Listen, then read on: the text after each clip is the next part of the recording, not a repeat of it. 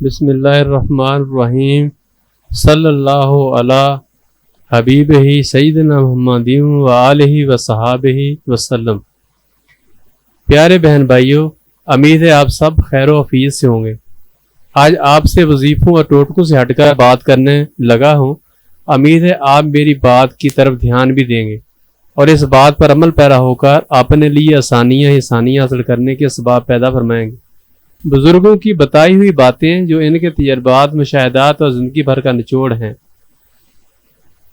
بات یہ ہے کہ جو بندہ صبح اٹھتے ہی یہ تصور کر لے کہ آج کے دن اللہ تبارک و تعالی اور اس کے رسول حضرت محمد صلی اللہ علیہ وسلم کو کیسے راضی کروں گا، یہ تصور کرنے سے اللہ تعالی عرش سے ایک فرشتہ بھیجتا ہے کہ جا کر اس شخص کے ماتھے پر غنی لکھ دے، کیونکہ اس بندے نے اٹھتے ہی میرا تصور کیا ہے اور آج اس نے مجھے اور میرے حبیب صلی اللہ علیہ وآلہ وسلم کو راضی کیسے کرنا ہے۔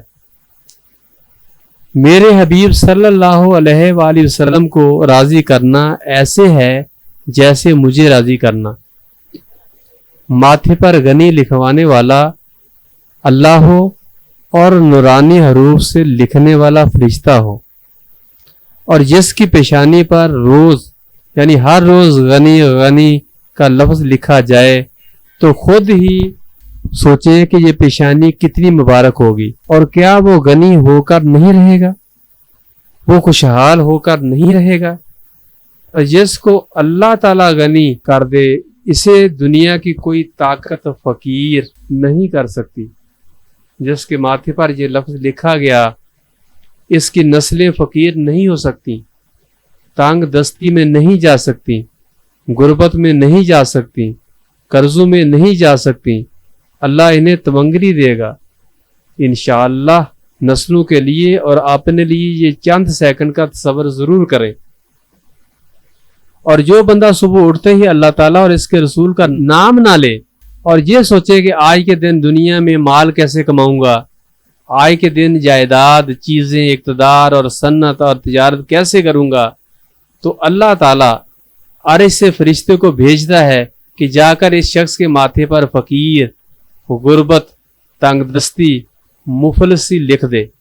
بس پھر اللہ تعالیٰ جس کے لیے مفلسی لکھ دے وہ خوشحال کیسے ہو سکتا ہے۔ میرے بھائیوں، صبح جلدی اٹھا کرو، نماز پڑھا کرو اور قرآن پاک کی تلاوت کا معمول بنائیں۔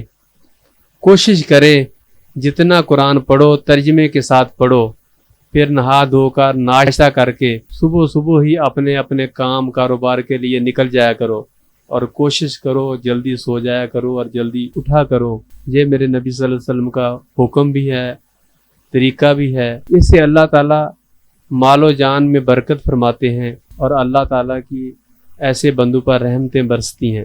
ان الفاظ کے ساتھ ہی آپ سے اجازت چاہوں گا۔ مجھے اپنی دعاؤں میں ضرور یاد رکھیے گا تاکہ میں آپ کے لیے اچھی باتیں شیئر کرتا رہوں۔ اللہ حافظ۔